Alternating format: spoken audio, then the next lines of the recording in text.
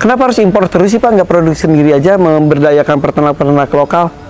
Sebenarnya kalau dari sisi kemampuan kita itu mampu mau imbangi Australia, kita bisa jago-jago. Tapi pertama kita ada keterbatasan lahan. Ya. Lahan kita terbatas. Kalau di Australia itu memelihara sapi 1 hektar hanya diisi 3 ekor.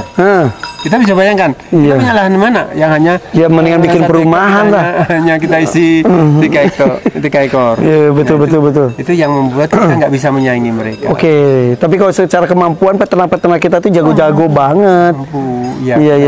Nah, tadi pertanyaannya kenapa kita nggak bisa swasembada? Kenapa kita nggak bisa memproduksi dalam negeri? Sehingga defisit kita sekitar 1,3 juta kan? Karena itu tadi faktornya. Yang pertama, ketersediaan lahan.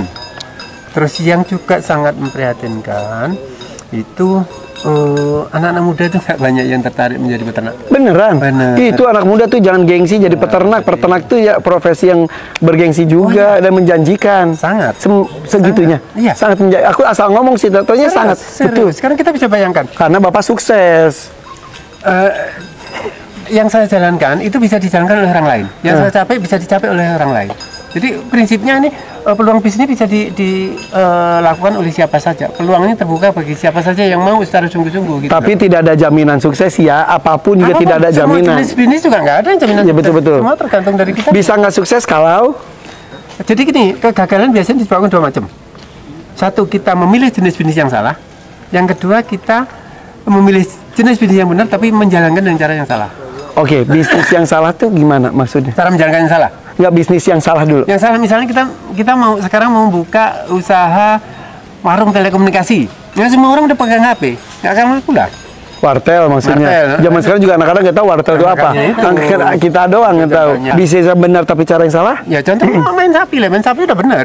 Tapi kalau mengerjakan dengan cara yang nggak benar ya seberapa pun modal yang kita tanamkan tenggelam. Contohnya apa yang nggak benar tuh kayak gimana? Salah gitu. Jadi gini, bisnis sapi bukan hanya menggemukkan saja, tetapi kita mesti menyiapkan marketnya mau kemana. Ya.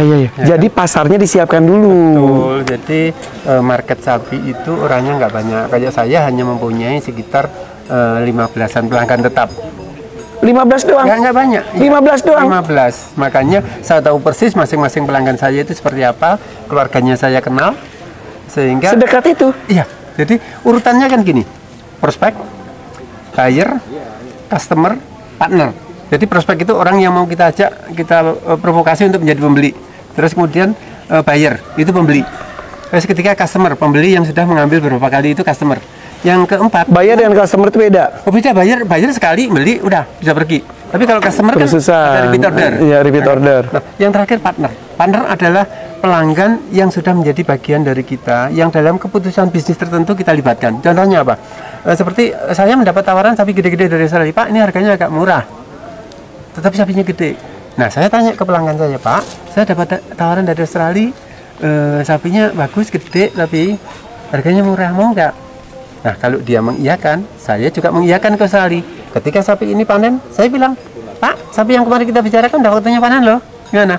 Nah, otomatis yang saya tanya tadi, partner ini menjadi ya punya rasa tanggung jawab. Berarti tambah satu lagi realistis menurut saya. Jangan terlalu ngawang-ngawang nginjek bumi. Ya, kita harus kan? bumi. Itu harus realistis kan, jangan so-soan nambah. Saya sapinya banyak tapi nggak ada yang beli, gimana lu? Yang justru jadi beban. Ya, kita kan usaha mau cari profit, bukan cari nama. Iya. Jadi realistis. Ketika penjualannya lagi sulit, 4.000 ya udah 4.000, gak usah gengsi. Ketika lagi itu 10.000 gitu. Nah, yang 15 itu termasuk buyer, termasuk partner, atau termasuk rata-rata customer? Sudah customer ke arah partner. Gitu. Saya kenal dengan keluarganya, anaknya berapa, umurnya berapa, sekolahnya di mana, saya tahu. Jadi biasanya di dalam memasarkan sapi, saya tidak selalu bicara tentang sapi, tapi bicara tentang sekolah anaknya, tentang kebun duriannya, tentang apa. Yang penting kita nyamankan mereka berkomunikasi dengan kita. Ya.